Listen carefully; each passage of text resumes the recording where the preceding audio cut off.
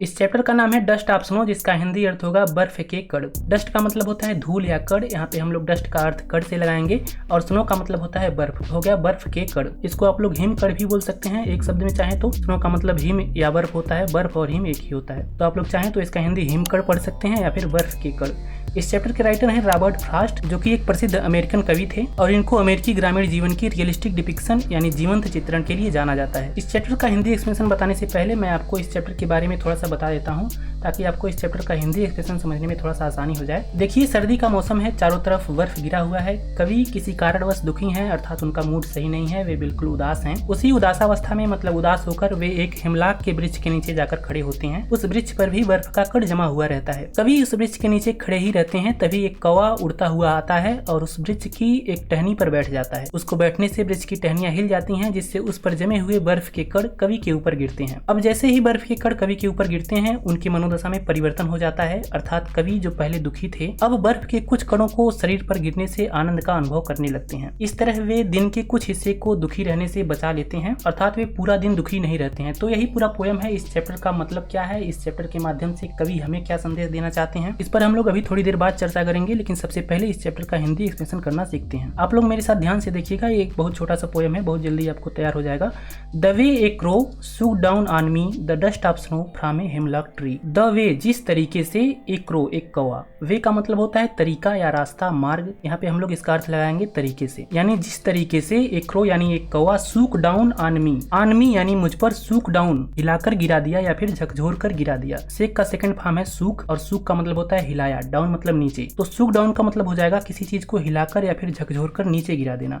तो यहाँ पर हम लोग सूक डाउन का अर्थ लगाएंगे हिलाकर या फिर झकझोर कर गिरा देने से। इस कवि ने अब क्या गिरा दिया, यहाँ पर राइटर ने लिखा है, यहाँ पे देखिए, द डस्ट ऑफ स्नो, बर्फ के कणों को। और कहाँ से गिरा दिया, फ्रॉम ए हिमलॉक ट्री, एक धतूरे के वृक्ष से। हिमलॉक का मतलब होता है धतूरा, और ये एक पॉइजनस ट्री है, मतलब एक जहरीला पौधा है। मतलब हो जाएगा the way a crow shook down on me the dust of snow from a hemlock tree, यानी जिस तरीके से एक कौवे ने हिमलॉक के ट्री से या फिर धतूरे के वृक्ष से डस्ट ऑफ स्नो यानी बर्फ के कुछ कणों को या फिर बर्फ के कणों को हिलाकर मुझ पर गिरा दिया, हैज गिवन माई हार्ट, इसने मेरे हृदय को प्रदान किया या फिर इसने मेरे हृदय को दिया। क्या दिया, ए चेंज ऑफ मूड, मतलब मन स्थिति में ए चेंज यानी एक बदलाव। मूड का मतलब होता है मनोस्थिति, मतलब इसने मेरे हृदय के मनोस्थिति में ए चेंज यानी एक बदलाव दिया। एंड सेव्ड, और बचा लिया, सम पार्ट, कुछ हिस्से को या फिर कुछ भाग को, ऑफ ए डे, एक दिन का, आई हैड रूड, जिसे मैं बर्बाद कर रहा था। रूट का मतलब होता है बर्बाद करना या फिर नष्ट करना। मतलब राइटर बता रहे हैं कि जो ये घटना घटित हुई, इस स्टांजा में जो बता रहे हैं कि हिमलॉक के ट्री से कौवे के द्वारा उसके टहनियों को हिलाकर उस पर जमे हुए बर्फ को कवि के ऊपर गिरा देना, ये जो घटना घटित हुई, इसने कवि के मूड में यानी कवि की मनोदशा में एक बदलाव दिया, और उन्होंने दिन के कुछ हिस्से को बर्बाद होने से बचा लिया। यहाँ पे लिखा गया है, has given my heart a change of mood and saved some part of a day I had rued, मतलब इसने मेरे हृदय के मनोदशा में एक बदलाव दिया या फिर एक बदलाव प्रदान किया, और मेरे दिन के कुछ हिस्से को बर्बाद होने से सेव्ड यानी बचा लिया। एकदम छोटा सा पोयम है, एक बार इसको फिर से रिवाइज करता हूँ।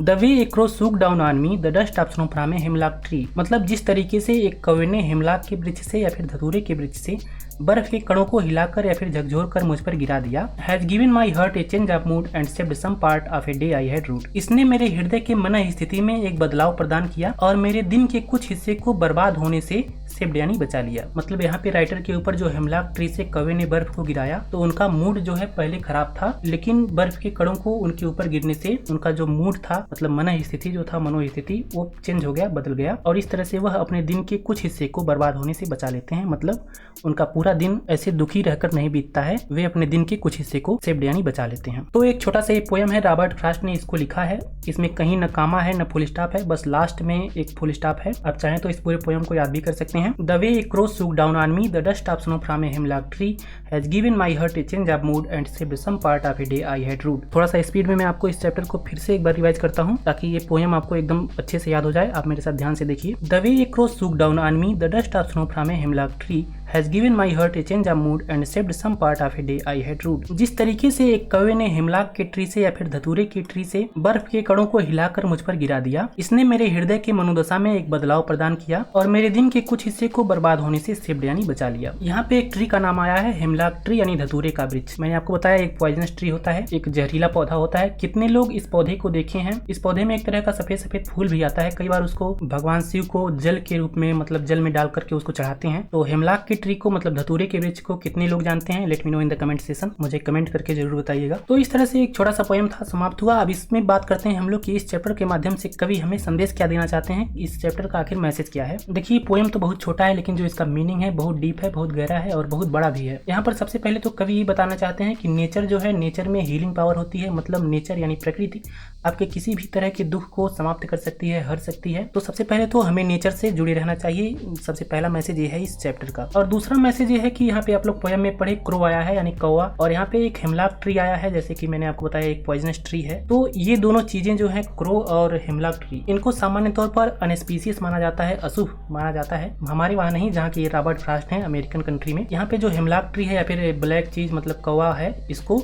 लोग अनस्पीशियस मानते हैं, अशुभ मानते हैं। जैसे हमारे वहाँ होता है ना कि बिल्ली रास्ता काट दे, नहीं जाना चाहिए। मतलब अगर आप कहीं जा रहे हैं किसी काम से और आपका रास्ता बिल्ली काट दे, तो अगर आप जाते हैं तो आपका काम बिगड़ जाएगा, ऐसा मतलब लोग कहते हैं। हालांकि ऐसा होता नहीं है, ये एक बाह्य आडंबर है, ये अंधविश्वास है, इस पर विश्वास नहीं करना चाहिए। इन सब चीज़ों पर विश्वास न करें। कई बार तो लोग कहते हैं कि छींक से भी लोगों को कई बार दिक्कत होने लगती है, कि छींकने से भी मतलब कई बार अशुभ चीज़ें हो जाती हैं। इसके अलावा और भी कई सारी चीज़ें हमारे समाज में प्रचलित हैं, या फिर नेवला रास्ता काट दे, सांप रास्ता काट दे, इन सभी को लेकर नेवला रास्ता काट दे, सांप रास्ता काट दे, या फिर बिल्ली रास्ता काट दे, कोई छींक दे, या फिर आज ये दिन है तो इस दिशा में नहीं जाना चाहिए, ऐसी कई सारी चीज़ें हमारे समाज में भी प्रचलित हैं।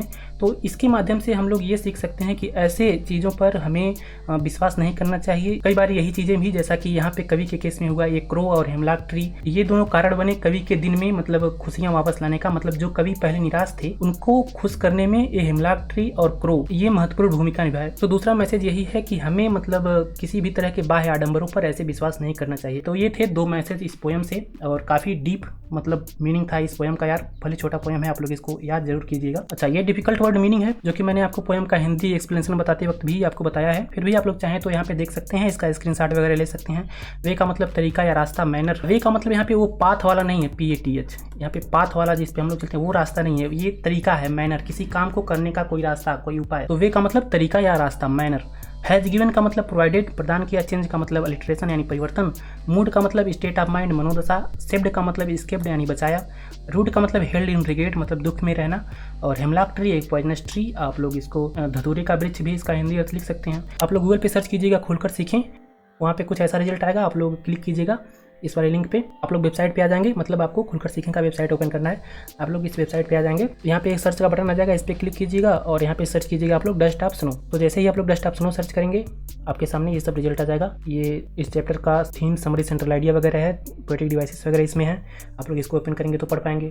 नीचे इस चैप्टर का क्वेश्चन आंसर है जो कि यूपी बोर्ड की बुक से लिया गया है। तो यूपी बोर्ड के हैं तो एकदम इंपॉर्टेंट होगा, और अगले वीडियो में हम लोग इसका डिस्कशन भी करेंगे। बाकी अगर आप यूपी बोर्ड के नहीं हैं तो आप लोग एज ए एक्स्ट्रा क्वेश्चन मानकर इसको पढ़ सकते हैं। इसके जो ये वाला लिंक है, ये इस चैप्टर का हिंदी एक्सप्लेनेशन है जो मैंने आपको इस वीडियो में बहुत अच्छे से समझाया है। तो ये था आपका पहला poem dust of snow, Hindi में बोले तो बर्फ के कण या फिर हिमकण। इसको लिखा था प्रसिद्ध अमेरिकी कवि रॉबर्ट फ्रॉस्ट ने। मैंने वो सभी चीजें आपको बता दी हैं जो आपके बोर्ड एग्जाम के लिए इंपॉर्टेंट हो सकता है। फिर भी अगर आपको इस चैप्टर से संबंधित कहीं कोई डाउट है तो आप मुझे नीचे कमेंट करके बता सकते हैं, मैं आपको रिप्लाई जरूर करूंगा। इसके अलावा अगर आप वीडियो यहाँ तक देख रहे हैं, मतलब यहाँ तक देखते हुए आ गए हैं, तो इसका मतलब ये है कि आप चीजों को सीखना चाहते हैं, आप एक सीरियस स्टूडेंट हैं और मुझे आपके बारे में पता चल सके, इसके लिए आप एक स्पेशल कमेंट कर सकते हैं, थैंक यू भैया। तो आप ये कमेंट कीजिएगा, इससे मुझे पता चल जाएगा कि आप इस वीडियो को यहाँ तक देखे हैं, और वहाँ पे मैं आपको रिप्लाई भी करूंगा। तो ये कमेंट जरूर कीजिएगा। साथ ही में अगर आप लोग नोट वगैरह बनाते हैं उस वेबसाइट पे जाके जो मैंने आपको बताया है, ये रही, तो यहाँ पे भी नीचे एक कमेंट सेशन है, ये रहा, इसमें भी आप लोग कमेंट कीजिएगा।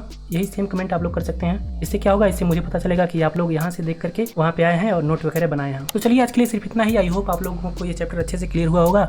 मैं आपसे फिर मुलाकात करूंगा एक अलग वीडियो में अलग टॉपिक के साथ। तब तक के लिए मुझे दीजिए इजाजत, धन्यवाद। और हाँ, चैनल को सब्सक्राइब भी कर लेना।